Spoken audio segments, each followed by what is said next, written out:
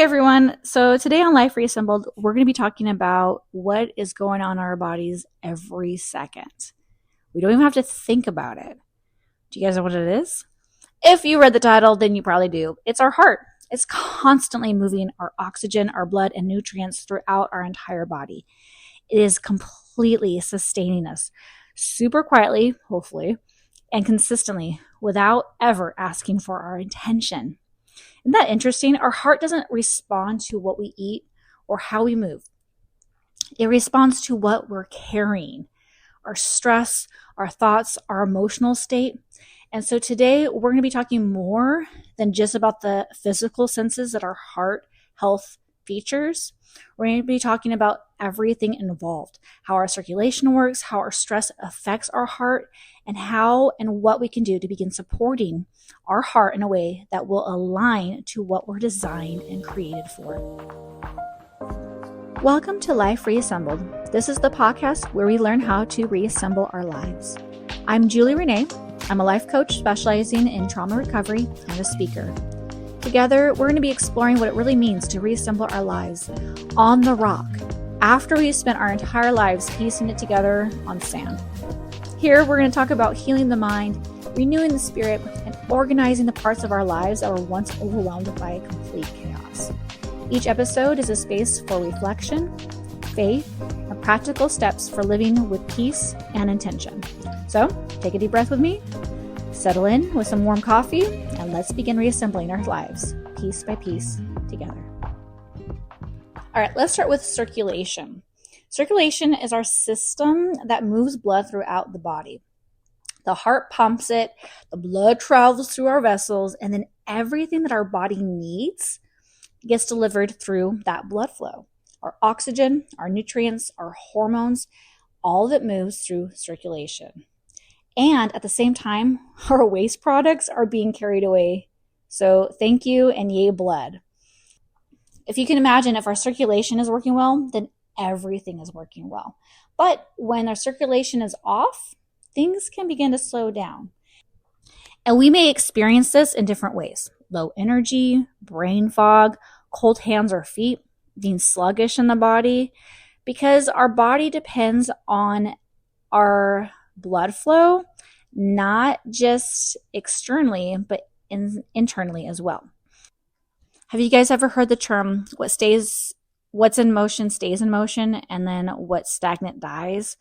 That's what our body does. We are meant and created to move and go and flow. That sounds so cheesy. I'm going to keep it in there though.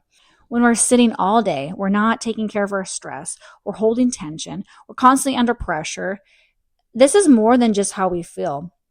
Our bodies are constantly reacting to this. We have to remember, guys, that our brains and our body, our environment, they all work together into our lifestyle. So we have to disassemble and reassemble different areas of our life. And today we're talking about our beautiful heart. Our physical heart. It's so ugly and weird looking physically, but it's so beautiful because it's an organ and it's amazing what it does, but it's kind of weird looking. Organs are weird. I can never be a doctor. God bless doctors. All right, so let's talk about our stress and the heart.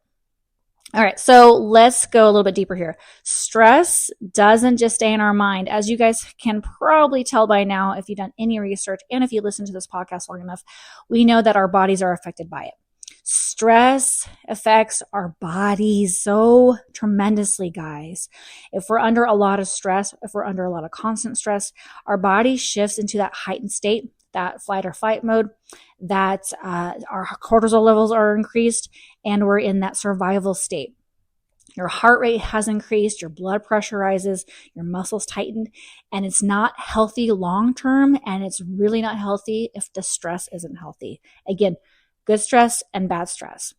And just real quick, because we're not going to go into it too much right now, but good stress is like when you're working out. If you have an important meeting that's kind of crazy, but it's going to be a good meeting because, hey, if it goes well and you do it right, you get a raise. Or you have to do a public speaking event, and that's just super scary, but it's good, healthy stress. Those are all good examples of healthy stress, and they're temporary, they're controlled. You usually know what's coming, and you can take care of that properly, and there's enough rest time before and after to let your body repair and recover from that. So again, healthy stress is usually short bursts, short moments, short amount of times with rest in between. It's not meant to be consistent and constant. If it's there all the time, if it's there all day long, then we have a lot of disassembling to do here, guys.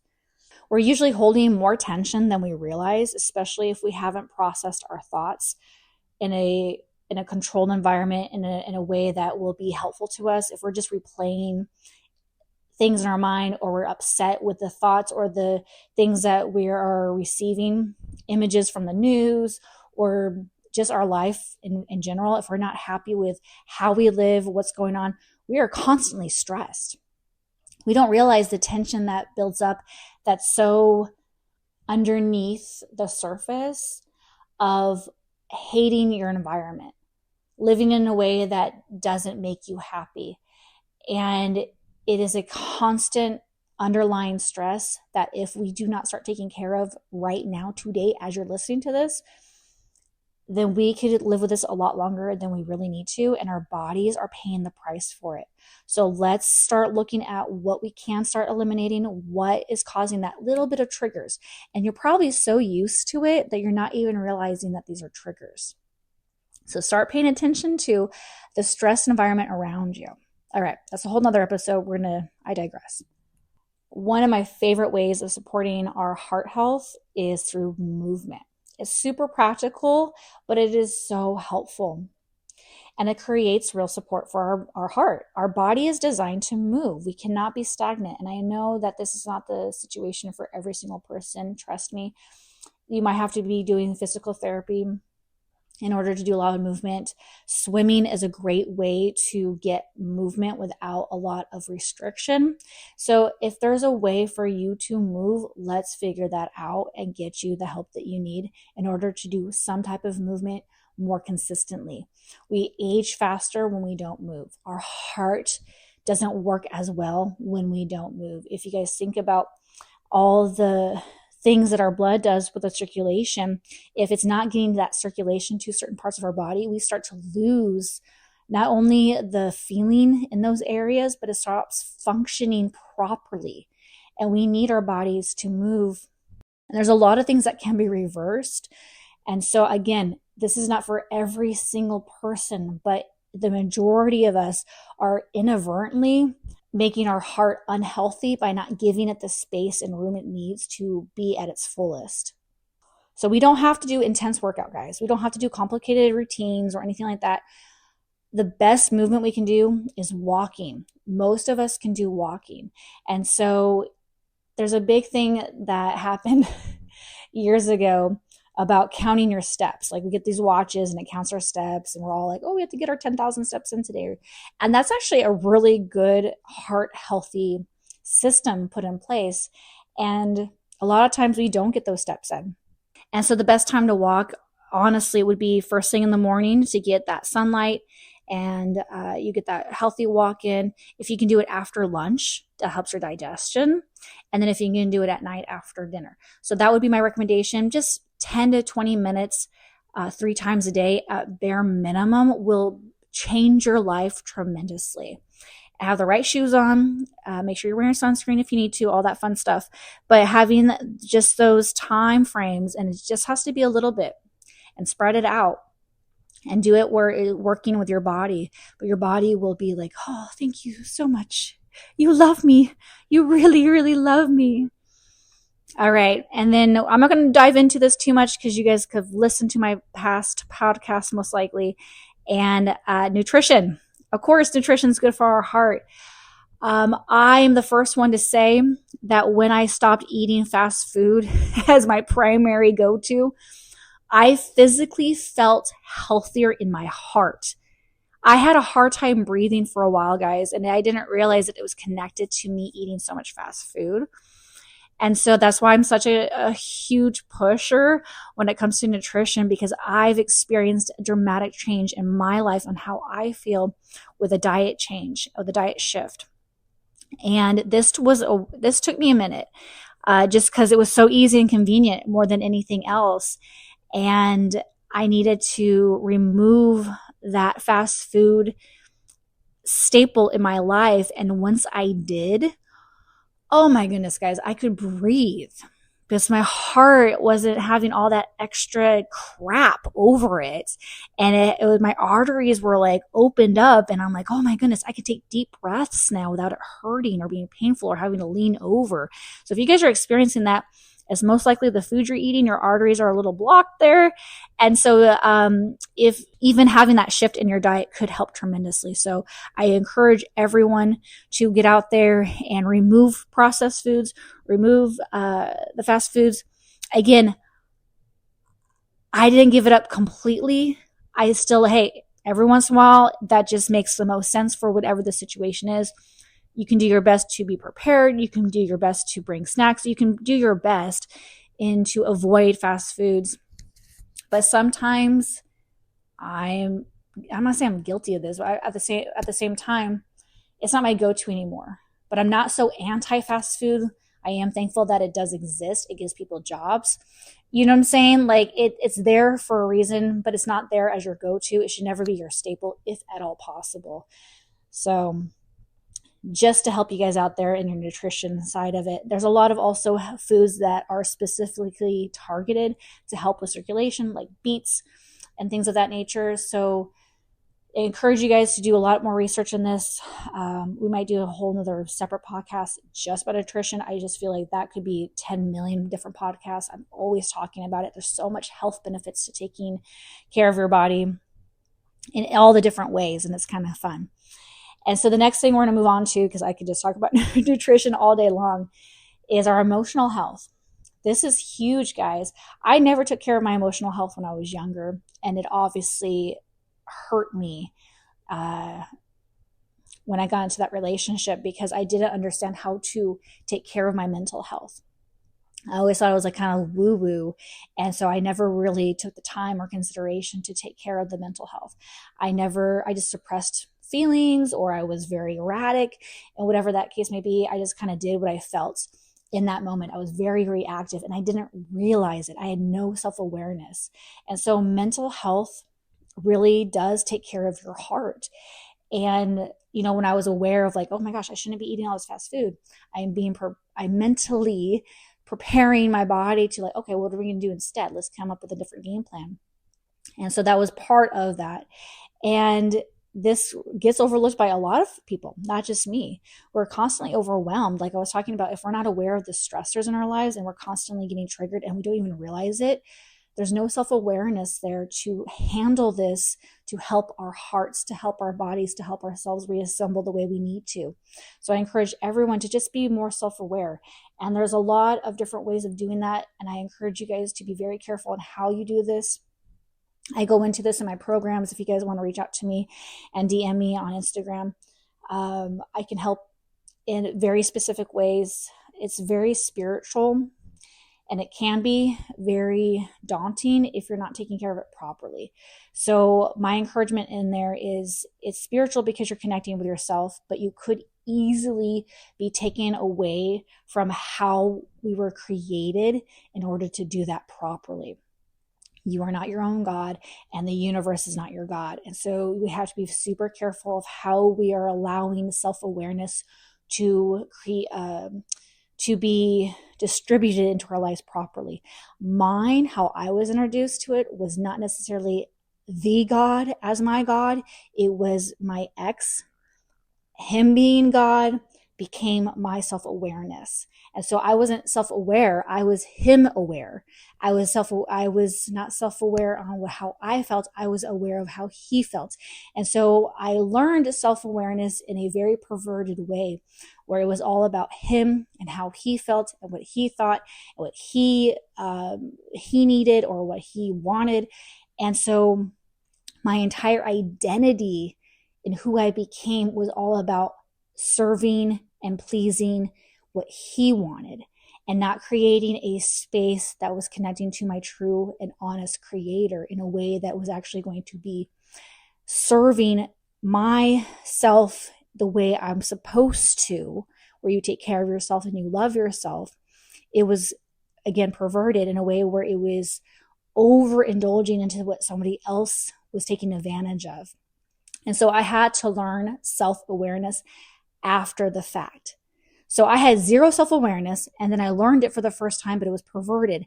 So then I had to learn it properly. So I've gone through all the different channels, guys. Like, I've been there. I understand that it's not easy, especially if it is deterred into a different direction, and it could easily do that. 1% off could really change the direction of your course. So be very careful about who you listen to and how you practice self-awareness. It really needs to be yourself being aware of what is happening.